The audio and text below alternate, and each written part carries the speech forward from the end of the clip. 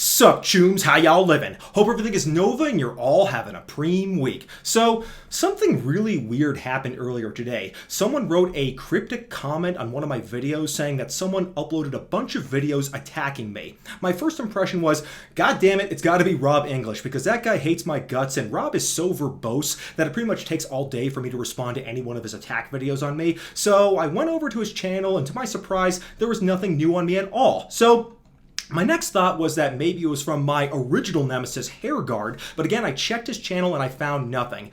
Then I thought that maybe this has something to do with the PFS network or one of its affiliate channels like Moral Medicine, because God knows they think I'm the Antichrist. But again, nothing at all. So I thought maybe this poster was trolling me, so I asked him to specify where he found it, and it turns out the videos in question aren't on YouTube at all, but rather one of its obscure rip-offs, which I have never heard of before. Let me explain to you guys something. I am not very tech savvy at all, and I don't understand social media, the whole concept that well. That is one of the reasons I am only found on YouTube, because my Gen X brain can't really handle shit like Instagram, TikTok, or any of that other Zoomer shit. I use YouTube and only YouTube because it is a platform I understand well and I am comfortable using. So I have no idea who this guy is, and it is really surreal hearing someone you've never met or interacted with before hate you this much. This guy is practically foaming at the mouth, and he punctuates his videos with repeated personal attacks where he calls me names and selectively posts photos making fun of the way I look. Here are some examples.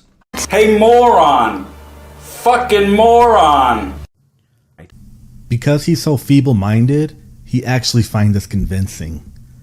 I should mention that this guy is completely anonymous. He doesn't post his face or any details about himself at all, which is his right, of course, but it is pretty easy to make fun of the way I look when he doesn't have any pictures or videos of himself online. Who knows, maybe it's because he's ugly and that I make fun of the way he looks, but even if he were, I wouldn't need that to take any cheap shots like that, because the content in his attack videos gives me plenty of enough material to expose the bullshit in all of his content. So I'm going to ignore his puerile personal attacks because I really don't give a shit about what some faceless nobody has to say about me on YouTube. Unless you're sleeping with me, I really don't give a shit if you think I'm ugly or my facial expressions are weird. Nobody gives a shit but this guy. What I will focus on, though, are his claims that he has debunked my videos and proven that I don't understand the science I am presenting. So let's go ahead and give him a fair chance to present his case. I mean, who knows? Maybe he is right and I don't know what I'm talking about, so let's hear him out. So in the first two videos he posts, he criticizes two extracts from a video I made a few years ago titled Post-Finasteride Syndrome is Fake News. But here is where things get a little interesting. So, of the men who stopped finasteride, 50% of them had persistent sexual side effects even though they stopped the finasteride. I mean, wow, that's good evidence for that post-finasteride syndrome is real, isn't it? Not so fast. Because of the men on placebo who stopped, even more, 59% had continued side effects. So there were more persistent side effects from placebo sugar pills than from the actual drug finasteride. Hey moron! Fucking moron! Say that one more time. 4% of men on finasteride and 2% of men on placebo ended up stopping their treatment due to the sexual side effects they were experiencing.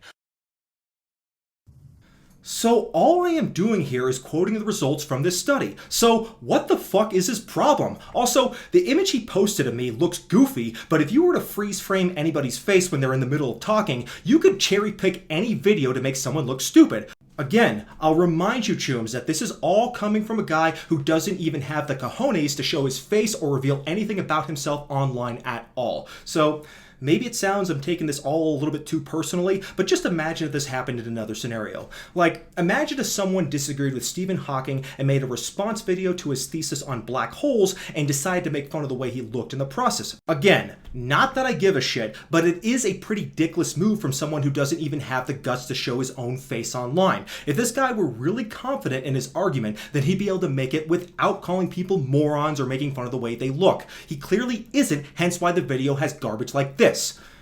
Hey moron! Fucking moron!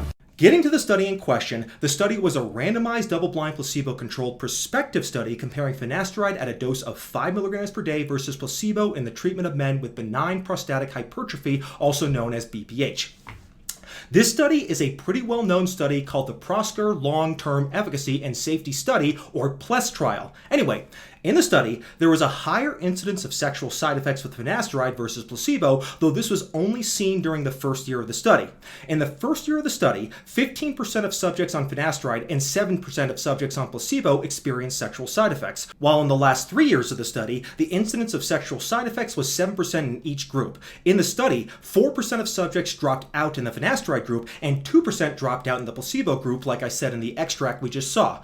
We should put those numbers into context. As the authors of the study point out, in men with BPH, erectile dysfunction happens in over 50% of these men, even without taking any medication. So, this is a very different patient population than the androgenetic alopecia population, who in general are only taking 1 milligram of finasteride per day and who are usually a lot younger. Anyways, the point the investigators make is that people who develop sexual side effects on finasteride are no more likely to develop persistent sexual dysfunction than anyone else in this age group and with this disease. The investigators say, quote, "Sexual adverse effects resolved in approximately 1/2 of patients after discontinuing treatment with either finasteride or placebo, consistent with the natural history of sexual dysfunction in this patient population," unquote. In fact, people on placebo were actually more likely to have their side effects persist than people taking finasteride.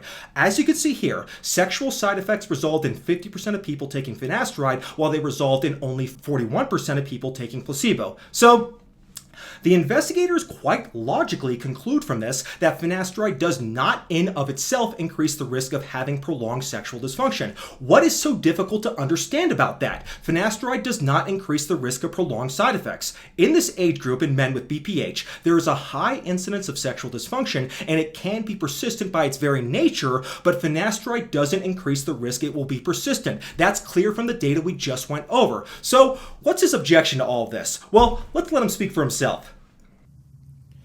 Take a number, N. N could be any number. Doesn't matter. Let's say 10,000. Now, times that by the percentage of men who dropped out due to sexual side effects in each group. 4% for the finasteride group and 2% for the placebo group. You see, the finasteride group has double the patients. Just like you said 2 seconds earlier. 4% of men on finasteride and 2% of men on placebo ended up stopping their treatment due to the sexual side effects they were experiencing. Now, take the resultant and times that by the percentage of persistent sexual side effects in each group.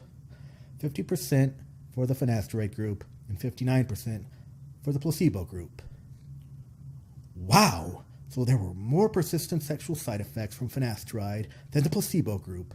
That means you just made an ass out of yourself in front of your entire audience. It's so cute he thinks he got me here, so let's go over his math and see what we can conclude from all this. Unfortunately, our anonymous fan can't accept the raw percentages here, so he tries to confound the issue by generating a new statistic that is not relevant to the discussion, and then apparently doesn't like using percentages and wants to convert everything to something he can understand, specifically whole numbers.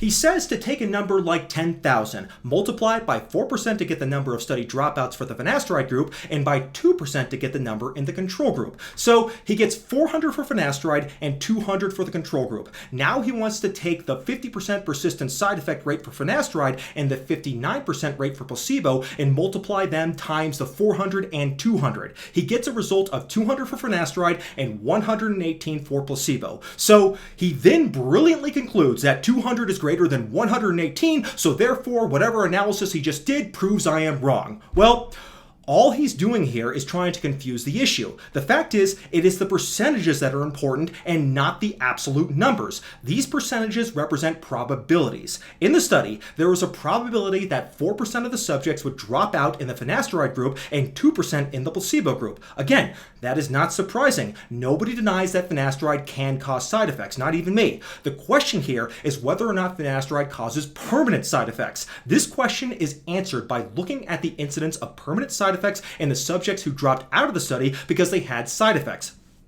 Of those subjects, 50% of them had persistent symptoms in the finasteride group, but 59% had persistent symptoms in the placebo group. Thus, finasteride did not increase the probability that a symptom would persist. That goes against the PFS narrative though, so how about we just multiply some numbers together and confuse the issue like this guy's doing? In fact, I can do the same thing and get the opposite result using different numbers. He picks 10,000 subjects on finasteride and 10,000 placebo subjects. So we're talking about a very large study with 20,000 subjects total. We'll get to the actual numbers in a moment, but if my statistically challenged debunker can pick numbers, then so can I. So let's say we have 100 finasteride subjects and 300 placebo subjects. 4% of the finasteride subjects dropped out, meaning 4 subjects, while 2% of the placebo subjects dropped out, meaning 6 subjects. 50% of the finasteride subjects had persistent symptoms, meaning 2, while 59% of the placebo subjects had persistent symptoms, which rounds up to 4 subjects. So that means 4 is greater than 2. So haha, you're wrong. Placebo had a greater chance of having persistent symptoms than finasteride. So checkmate, I guess.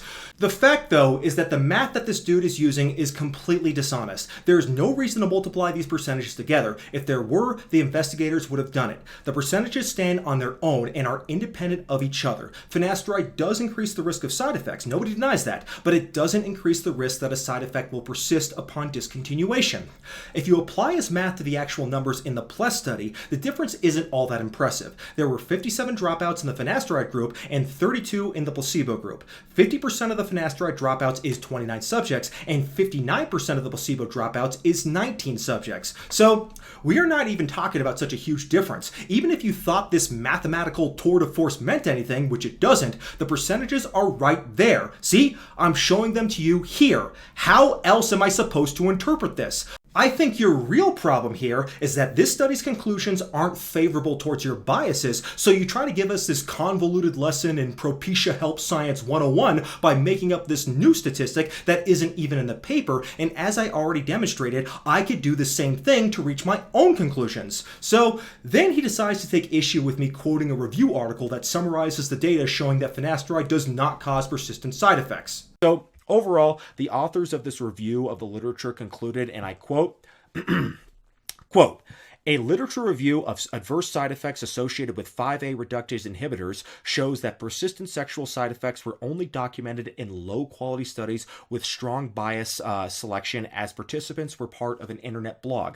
So I am just quoting from this study here. These aren't even my own words, but here's his rebuttal nevertheless. Here is one in Merck's Propecia clinical trial. And here's another one. So he shows one case, which according to this table is only possibly related to the drug. Then he presents another case where the follow-up was incomplete. So neither of these cases is clear-cut or definitive and doesn't change the conclusions of the study that the data is extremely weak for persistent side effects and of very low quality. A possibly related side effect and a side effect in a subject lost to follow-up that for all we know had resolution of a side effect does not prove that post-finasteride syndrome is real. This is kind of like saying that just because someone says that they have prolonged side effects doesn't make it true, or show that the incidence of a prolonged side effect is any different in people who have taken finasteride versus those who have never taken finasteride. The only high-quality study documenting persistent sexual side effects showed that these were more frequent in the placebo than in the treatment group, implying that the effects were not necessarily related to the treatment. He's completely oblivious that he debunked himself seconds ago. No, I'm sorry, it's not debunked. I already debunked your debunking, so try debunking harder next time rather than just repeating the same flawed points over and over again. These numbers you are showing are completely meaningless. It is the percentages that matter because percentages represent probabilities and they are independent of actual numbers because they are ratios of numbers. The fact is that if you get a side effect on finasteride, the probability that it will be prolonged is no greater, and actually it is less than if you get a side effect without taking finasteride. This shouldn't come as any surprise because conditions like depression and erectile dysfunction are very common conditions and they can persist for a very long time, sometimes even indefinitely. That doesn't mean finasteride caused it to be prolonged though. Conditions like erectile dysfunction, low libido, and depression are highly multifactorial and are very often chronic and recurring conditions. You can't blame finasteride for all this though. As this review article shows, there is no evidence that finasteride is a factor in causing sexual dysfunction to be chronic. You seem really pissed off at me, but all I am doing here is presenting the data, and I think the reason you're mad is because the data doesn't tell you what you want to hear. 4% of men on finasteride and 2% of men on placebo ended up stopping their treatment due to the sexual side effects they were experiencing. We went over this in the last video, so there's no need to here. It's pretty self-explanatory. He doesn't know a percent has to be of something. Yeah, this is not a serious person. So he repeats himself yet again, as if these numbers actually mean something rather than just being an equation from the irrelevant 10,000 number he pulled from his ass. What he was calculating here was the chance that you would get a persistent side effect if you were taking finasteride versus if you were taking placebo. This is biased by the fact that there were more side effects in the finasteride group than the placebo group, which is not surprising. However, the chance that a side effect would persist was actually less in the finasteride group than in the placebo group, which is what is most important. This is an apples to oranges comparison here. Clearly, one can conclude from the statistics that finasteride does not increase the risk of side effects becoming prolonged based on the percentages we've already gone over ad nauseum at this point. What he's talking about is completely different from what I'm talking about and has nothing at all to do whether or not finasteride causes prolonged side effects. This is basically just a straw man argument, and since he's relying on the ad hominem fallacy as well, why not just make up your own bullshit statistics? This guy is deriving something from the paper that the investigators didn't even feel was worth even mentioning. And why would they? It is derived from a statistic which doesn't add anything to the data already discussed in the paper. So I probably spent more time than is necessary on that point, so let's get to his next argument. Psychiatric side effects were only documented in moderate or low quality studies. Here we see 20% of patients in the finasteride group suffered a psychiatric adverse event in one of Merck's Propecia clinical trials. So again, I quote from the study which says that psychiatric side effects from finasteride were only found in low or moderate quality studies. He then shows this table as a counterpoint, but apparently he's never heard of the concept of statistical significance. I guess this is why he likes whole numbers instead of percentages. They are easier to grasp for him, I suppose. But anyways, the table shows a 20% incidence of nervous system and psychiatric disorders in the finasteride group, but there were 16% in the placebo group. I guess he figures after looking at this, well, look at that, Kevin. 20 is greater than 16. You're not a serious person, you fucking moron. Well, if he knew anything about statistics, he would see that this difference was not statistically significant. I'm not going to waste my time to give you a course on statistics here, though you definitely need to take one since you never got past the whole numbers thing. But what this means is that the difference here is due to chance, and that if you repeated the study, you very well could see that the numbers between the two groups were reversed. So there's more to math than just 20 is bigger than 16. You should actually read the clinical trials, Kevin, and not predatory journals only interested in publishing fees. Otherwise, you'll end up making an ass out of yourself like you're doing in these videos. The article that I use as a source is this one here. As you can see, this is from the University of Florida, New York University School of Medicine, and the Cleveland Clinic. So these are very prestigious American academic medical institutions. So maybe this guy is just anti-American. Perhaps he'd be more favorable if I cited research from the University of Pyongyang, but who knows? What he's doing here, nevertheless, is baselessly bashing the cream of the crop of American academic centers. So his argument isn't even with me here. It is with these prestigious institutions. So why doesn't he call them morons and rave like a lunatic at them instead of me? He then disses the journal this article is published in by citing its impact score, but this is just a review article we're talking about here, and the article that it is based on is the one I already showed, which was published in the journal Urology, which has an impact score of 2.1, which is fine for a subspecialty journal, and if Mr. Anonymous here wants to play the impact score game, then I can play that game too. Let's take one of the most famous anti-finasteride articles of all time from our good friend Dr. Trash. This one is titled, quote, "The Dark Side of 5A Reductase Inhibitors Therapy, Sexual Dysfunction, High Gleason Grade Prostate Cancer, and Depression," unquote. Let me ask you, dude, do you think this is a garbage study? It's called the Korean Journal of Urology, and its impact score is in the 0.7s. Not that any of this matters to begin with, though, but you're the one who brought up the importance of impact scores, so at least try to stay consistent with your points, unless you're willing to admit the Dr. Trash study is bullshit. By the way, I'll go ahead and link my video responding to the Dr. Trash article below, and it's a good one, so don't miss it. Because he's so feeble-minded, he actually finds this convincing. Checking the sources, we clearly see it's bullshit. Here's what the FDA had to say after reviewing the clinical trials conducted by Merck. This is a matter of the clinical judgment of the reviewing medical division to decide whether finasteride should be approved given the safety issues described above. A warning about possible sexual adverse experiences should be crafted into the label, if approved. An adequately powered Phase 4 study is recommended to evaluate effect of finasteride on semen production and sexual function. So here's the FDA saying the clinical trials are quote-unquote high-quality studies aren't sufficient enough to determine finasteride safety, and post-marketing studies, or quote-unquote low-quality studies, are needed to determine its long-term effects. This is why you should always check your sources, not rely on skin appendage disorders to do your thinking for you, and never, ever take any advice of any kind from this guy. So this is just another strawman argument. What he is bringing up here pertains to acute side effects of finasteride, not persistent side effects. The warning about sexual side effects was crafted into the label after finasteride was approved. I have never denied that finasteride can cause side effects. I have only disputed the claim that finasteride causes permanent side effects, and that isn't just my opinion, that is the opinion amongst most researchers in this field. So this guy thinks he's smarter than most researchers, and what he's posting here isn't even relevant to the point I was making in the video, which is that finasteride side effects are not permanent. The FDA said we need to do more post-marketing studies to confirm this drug's safety profile. No shit. This is what they do with every drug, which is why post-marketing research happens with every drug. It's called phase 4 clinical trials, and in some cases, these post-marketing trials can get drugs taken off the market. But in this paragraph, there is nothing mentioned about long-term effects, yet he misquotes the text by saying that post-marketing studies are needed to determine finasteride's long-term effects. No, it doesn't say that at all. Here it is. You tell me where it says that because I don't see it.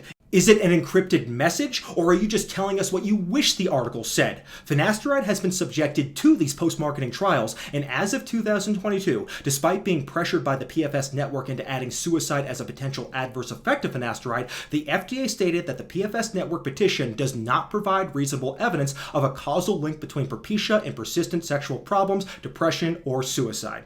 People have accused me of being biased, and it's true. I am biased towards the facts.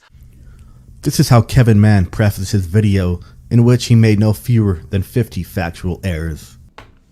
50 factual errors, you say? That's quite the claim, considering you haven't shown I have made even one factual error yet, and on the contrary, you've made several yourself. You don't know the difference between percentages and whole numbers, you misquote research, you don't understand the importance of statistical significance when analyzing data, and you can't go longer than 30 seconds without losing your shit and acting like a Karen being told to put her mask on at Walmart. You ever wonder, Mr. Anonymous, why nobody other than a few crackpot doctors on the PFS network's payroll take post-finasteride syndrome seriously? Is because you guys are incapable of handling criticism and subjecting any of your research to critical evaluation. You instead try to attack and destroy anyone who disagrees with you, and that is what a cult does, not a serious scientific community. We'll go ahead and take a look at a few of those factual errors now. Before going over the case, he notes the history of finasteride. The 5 mg tablet was approved by the FDA in 1992 for BPH, and the 1 mg tablet approved for androgenetic alopecia in 1997. However, despite use by thousands of patients, persistent side effects of finasteride weren't reported until 2011. Here's a press release by Merck that states in 2008, based on the case reports, they updated the prescribing information in the EU for propecia to include a warning of persistent erectile dysfunction after discontinuing the drug. In 2012, the PFS Foundation was started, and the reports of PFS have only increased since then, which makes you wonder, why didn't anyone have issues with finasteride during the 1992 to 2010 period? The Propecia Help Forum started in 2006, and the Yahoo group started 3 years prior in 2003. The term post-propecia syndrome was coined at an endocrinology symposium by Dr. Shippen, who had a number of patients going to him complaining about persistent sexual side effects from propecia. Prior to that, in the year 2000, there was a Usenet group discussing persistent finasteride side effects. Going back even further, in 1992, persistent sexual side effects was on the original Proscar label. So the video in question is a few years old, and admittedly, back then I wasn't as precise as I could have been when it comes to the exact history of each case report of persistent side effects that occurred before 2011. I didn't search the Usenet groups because 99% of the content there is about furries and My Little Pony, so I couldn't have possibly imagined there would be anything about post-finasteride syndrome back then. This 2011 date was not something I just pulled from my ass though, because 2011 is the year when case reports of post-finasteride syndrome absolutely skyrocketed, and everybody learned what post-finasteride syndrome was. Sure, we can quibble about the dates of when persistent side effects of finasteride were first reported, and I will even admit that I did not try very hard to pin down these exact dates, so I will admit I was wrong there, but it doesn't matter in the slightest though, because he is missing the overall point of all this. The point is that there is a clear-cut element of social contagion in the story of post-finasteride syndrome. Whether or not some guy reported persistent side effects on some obscure Usenet post in the late 1990s, the fact of the matter is that Merck added persistent sexual side effects to the package insert in 2011 after 59 post-marketing reports, even though these persistent sides were never reported in the original studies, which included tens of thousands of subjects. Following this, thousands of websites posted claims of people having post-finasteride syndrome, and there was an outburst of lawsuits against Merck following this data. The number of internet search results for finasteride side effects was literally in the millions after this. So, the point I was trying to make specifically is that there is a huge element of social media influence on this supposed syndrome existing. The biggest factor to this increased attention was litigation, and that makes perfect sense if you look at the timeline, as this controversy about finasteride happened shortly after Vioxx was pulled from the market in 2004. More importantly though, in 2007, Merck agreed to pay $4.85 billion to settle claims over Vioxx. So, a lot of people and lawyers got extremely rich off of the Vioxx controversy, so why would lawyers stop with just that? Finasteride was easy pickings for them. However, Vioxx was on the market for only 5 years. Finasteride has been on the market for 31 years and it remains on the market today. Clearly, the attempt to repeat the Vioxx lawsuit goldmine failed utterly, and that's despite the best efforts of litigious organizations like the PFS Network. The last point he makes here?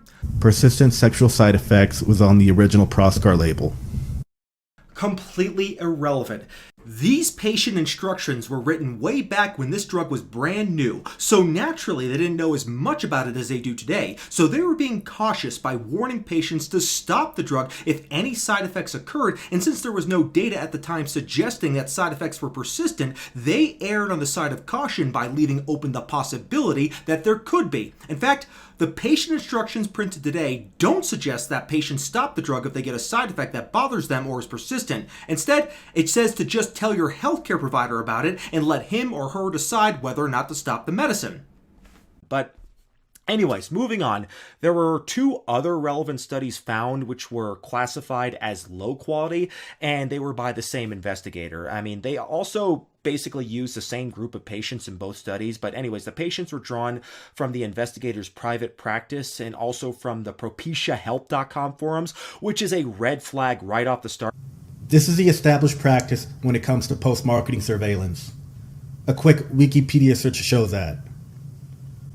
This is what happens when you study evidence-based medicine on hair loss forums.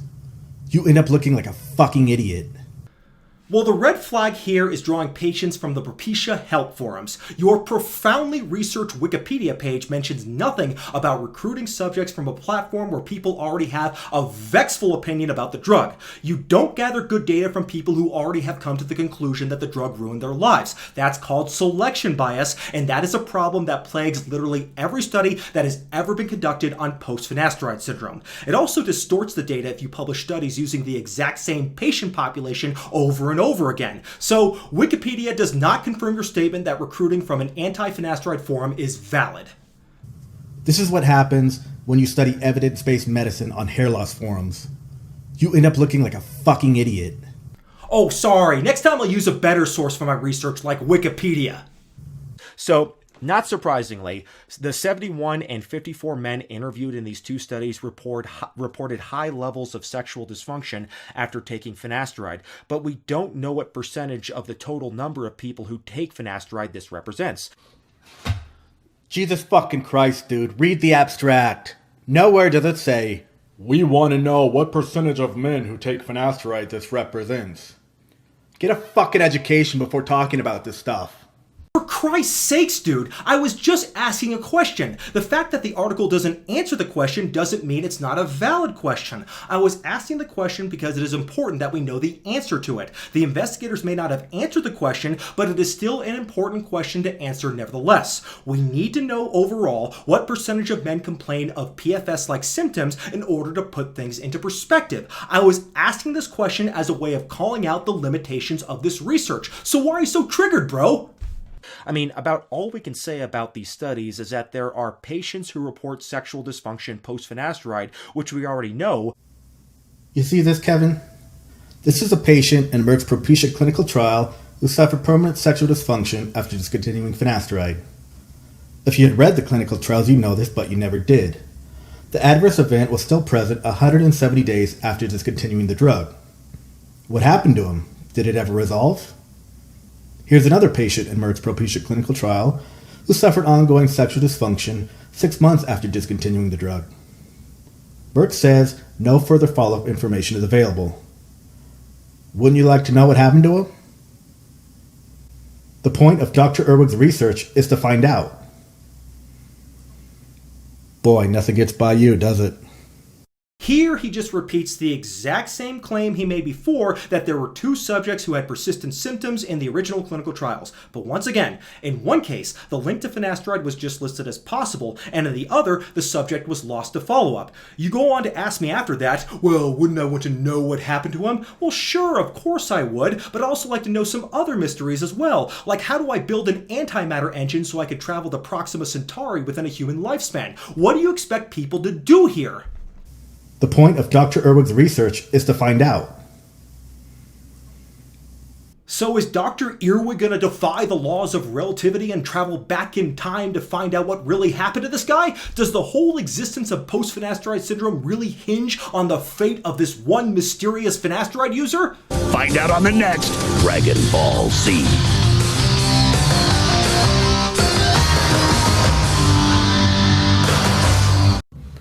In this video, Kevin Mann shows his incredible lack of awareness and intelligence. He takes 2 opposing positions at the same time without realizing it, thinking they both strengthen his argument. He doesn't have the mental capacity to think about these things, and he has no business discussing anything related to medicine. First, he makes this argument. In none of these studies that included thousands of subjects found any evidence of persistent sexual side effects even after stopping finasteride. Again, these studies included tens of thousands of subjects on 5 milligrams of finasteride, which is 5 times the standard dose than what is prescribed for hair loss, and not a single one of them reported persistent sexual side effects after stopping finasteride. Then he goes on to make this argument. And sexual dysfunction is very common in this age group anyways. Hey, moron! Fucking moron! No, Mr. Anonymous, they're not opposing arguments at all. The first argument is that there is no evidence of persistent sexual side effects after stopping finasteride. The second argument is sexual dysfunction is common in this age group. The point that this guy missed is that sexual dysfunction that occurs in this age group is not due to persistent side effects from finasteride use. I don't see why this is so confusing for him. This guy is acting like finasteride is the only thing that can cause sexual dysfunction, but we've already gone over the fact that sexual dysfunction is very common in older men who have benign prostatic hyperplasia. This has nothing at all to do with whether or not finasteride can cause persistent side effects, and there's no conflict at all between these 2 viewpoints. So let's see what his reasoning is here. Hey Kevin, let me help you out. If, and I quote, these studies included tens of thousands of patients, not a single one of them reported persistent sexual side effects after stopping finasteride. And, like you claim, sexual dysfunction is common anyway. What's the only logical conclusion, Kevin? These studies didn't test patients after stopping the drug. Because you're so rock-bottom stupid, you couldn't figure this out. I'm really trying to hear you out, dude, but I'm not sure I quite follow. If you look at the table from the review article I was going over, nearly every single study comments on whether side effects were persistent or not. It's not that hard to determine if a side effect is persistent. You don't need years of follow-up data. If the side effect goes away after stopping the study, it was not persistent. And if it doesn't, then it was persistent. You don't need many years of follow-up data to make that determination. So this guy is accusing the researchers of these studies of not following up their patients with absolutely no evidence to support that claim. He probably doesn't realize it, but the real person he's insulting here is not even me. It's the researchers. What he's saying here doesn't follow up with what I was saying anyways, so sorry to say it, Sherlock, your detective work has clearly failed. And all you had to do was read the fucking studies. Good fucking God, are you dumb? Okay, I read the fucking studies. Whatever you posted here has absolutely nothing at all to do with anything. All it says is, quote, withdrawal phenomena, abuse potential not applicable, unquote. All that means is the drug is not addictive and not likely to be taken recreationally, and frankly, that's too bad, because if it were true, I probably would have gotten on finasteride back when I was 12. In this video, Kevin Mann presents an argument that is based entirely on his misinterpretation of clinical data. This isn't some minor error or misstep here. This isn't some nitpick. His entire channel rests on the premise that he understands statistical hypothesis testing when it is clear he does not. He bases his entire argument on his misunderstanding of clinical trials. Let's go over it now. What we really need are studies comparing thousands of men on placebo versus finasteride, and then look at the incidence of side effects, and finally look at the incidence of persistent side effects. Oh wait, we already have that in the initial finasteride trials that the FDA did, and they didn't reveal any evidence of post-finasteride syndrome. Hey, moron! Fucking moron! No, Kevin, we don't have this. This is just one of the many points that goes over your head. I'll spare you the embarrassment of you saying the FDA conducted the trials and not the sponsor. You know, I could say you simply misspoke here, but you're wrong on nearly every other point you make. So I'll just grant you the premise that you misspoke. These are FDA-monitored studies funded by the drug company. So whether you say these are studies the FDA did or just studies required by the FDA for drug approval, it doesn't matter. It's just semantics. And yes, it is nitpicking. How many patients were tested for persistent sexual side effects in Merck's clinical trials? It wasn't thousands. It wasn't even hundreds. It was 13. How do I know this? Because I read the studies and you didn't. First off, let's look at the patient leaflet given to every patient prescribed alopecia. What does it say for the adverse event sections of the clinical trials? Let's test your reading comprehension skills here, Kevin. Resolution occurred in men who discontinued therapy due to these side effects. You're clearly having trouble with this part, and it doesn't mean what you think it means. Before going over what this means, let's go over what this doesn't mean. It does not mean resolution of side effects occurred in all men. Yes, but it does mean that if you stop finasteride, that side effects do go away. It says that plainly. The other men who had side effects decided to continue finasteride despite those side effects, and so it is not surprising that some of them had persistent side effects because they stayed on finasteride. All that means is that finasteride is such a wonderfully beneficial drug that at least a significant number of people decide to stay on the drug despite what were presumably minor side effects. That's no big deal at all. There are plenty of people who will continue to take drugs despite getting side effects. It's just a matter of weighing the benefits versus the downsides. This does not mean that any of these side effects would be persistent after stopping the drug. In fact, it clearly says that the side effects did stop when the drug was discontinued. Also, most of the men who did get side effects and who continued finasteride actually had the side effects go away despite continuing the drug. So I never said the side effects went away in everyone, just everyone who stopped the drug, which is what the text here clearly states. Notice how it doesn't say this, Kevin. Do you understand this? Because this is important. They are talking about a specific group. There are two qualifiers here. Those who had sexual side effects and those who quit because of them.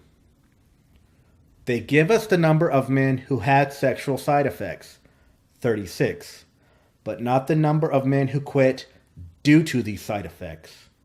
It can't be thousands or hundreds.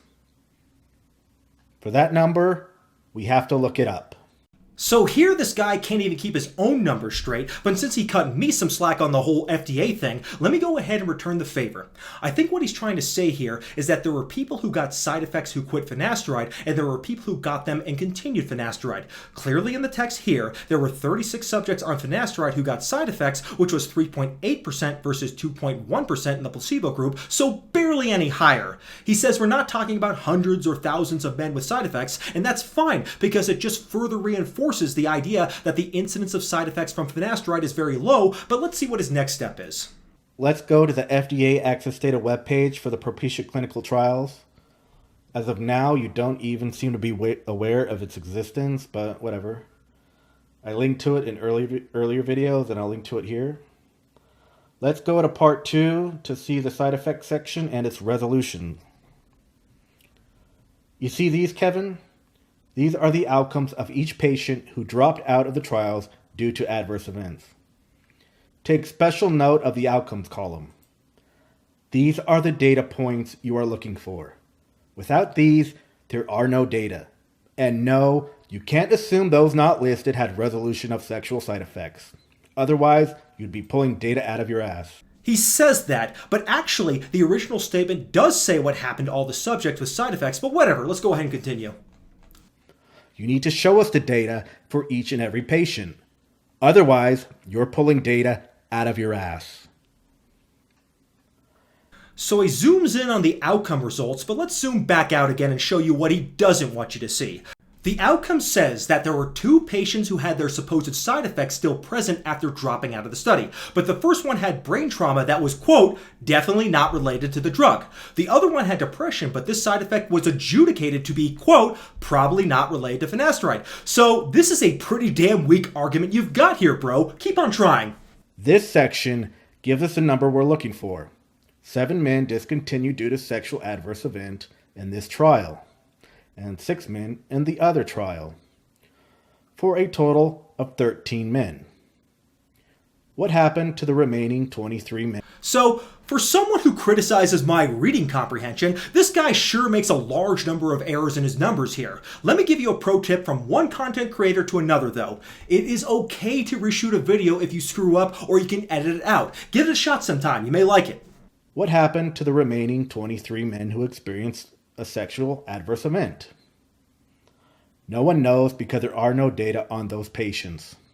Oh, wow! I have the data and it's right here in the original text. How did I do that, I wonder? It must be my Witcher senses. As it clearly says, the patients who discontinued finasteride had resolution of their side effects, and the majority of users who continued using finasteride also had a resolution of their side effects. There is no hard data showing that anyone who discontinued finasteride had persistent side effects. You're making this way more complicated than it needs to be, and it's not making you look good. What about those who didn't report a sexual side effect, but could have experienced them upon withdrawal?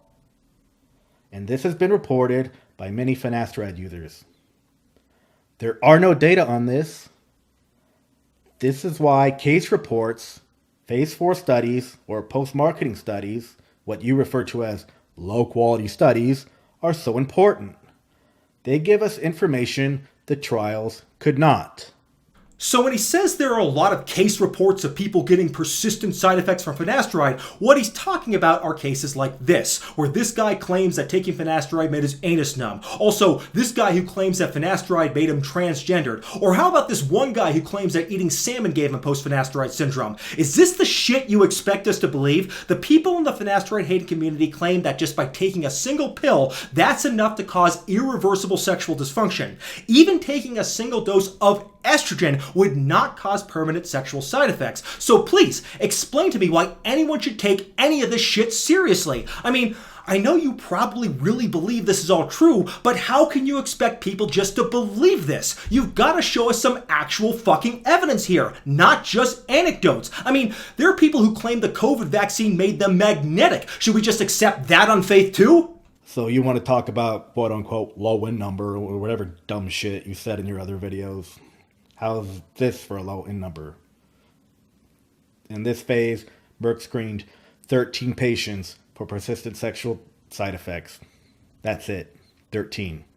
So now you bring up low N numbers and then say, look at how low the N is, meaning the number of side effects in these studies. Well, that's just because the risk of side effects from finasteride is just very low. The studies actually did have overall high N values, like for example the study you quoted in which 945 subjects received finasteride. So how many of these subjects had persistent side effects after stopping finasteride? 0 out of 945. I'm just applying the data to the whole population, which is what you tried to do in the very first part of this video. Anyway, the fact that you can't find any subjects who clearly had persistent side effects in these large studies just shows how damn weak your arguments are to begin with. Maybe when Dr. Earwig returns from his time travels and finds that missing patient, we'll finally be able to have this discussion again. Are there more data from other trials? Yes. But it doesn't look too good for you, Kevin. Just one patient is screened for sexual adverse events in this trial, and he did not experience resolution of his sexual side effects.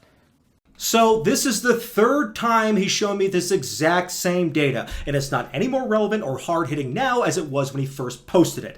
This is the guy who developed impotence, which was just possibly related to the drug, and like I've said several times, this doesn't prove anything. This guy could have gotten impotence from anything because erectile dysfunction is common and it is caused by many different things, including arising spontaneously. This guy does not prove that post-finasteride syndrome is a real thing at all. Sorry, we need much better data than this one random guy who's lost in time. So out of the 14 men screened for sexual side effects, 1 or 7% suffered persistent sexual side effects. Nope. Nice try, but you cannot extrapolate a claim like that based on this data. In order to make a claim like that, you have to show that the incidence of this supposed persistent side effect is different from the incidence in the placebo group, and having just one case, even if it were true, which is not confirmed in the slightest, is not going to be statistically different from placebo, even if there were 0 cases in the placebo group. I know this is a fairly advanced statistic, but who knows? Maybe if you keep on reading Wikipedia, you'll learn to master this one day and be able to actually make a competent response video. Why didn't Merck inform patients about this? Simple. Because it wasn't in their best interest. And that's just how the world works, Kevin, and you seem pretty fucking naive.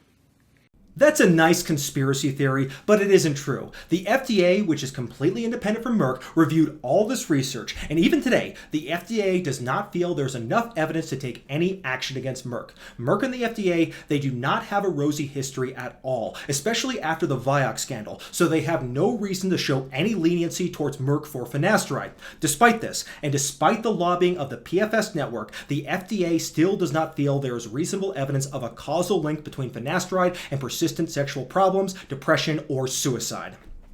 So, sorry to break it to you, Kevin, but your entire argument rests on data that does not exist.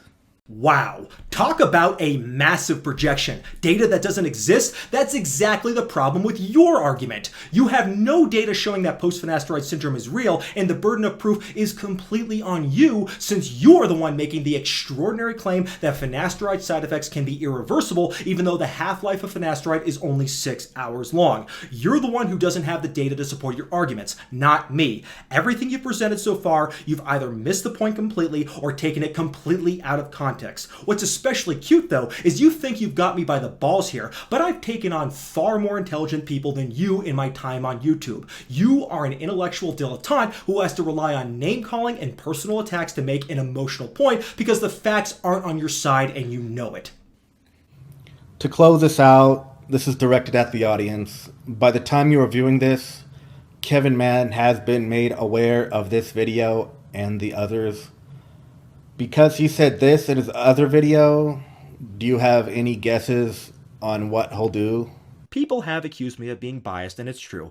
I am biased towards the facts. Will he admit his arguments are egregious and correct them? Or will he double down on his mistakes? My guess is he'll pretend he's not aware of this. He is. And he'll just stop talking about finasteride.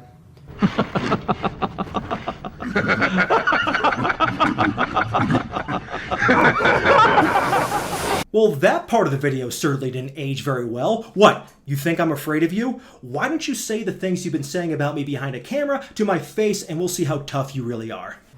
He'll keep up his old videos, which is fine because I got more videos on the way.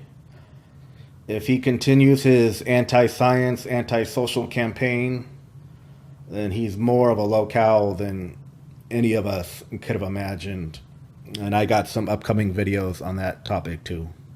All right, so instead of uploading more stupid fact-free videos or videos defaming my character, let's see if you have the balls to respond to this video point by point. Your threats do not scare me, and they're not going to make me go away. There is nothing you can say about me that I haven't already disclosed and explained myself, and you are not going to cancel me. So do what you will, but if your next video isn't a response to my points in this video, then it will just prove to the world that you're as completely dickless as you seem, and frankly, I'll be done with you since I won't give a shit about anything else you have to say. So, the ball is now in your court. Let's see if you have any response to this based on scientific data as opposed to personal attacks. I'm not going to hold my breath though. Alright, I'm out.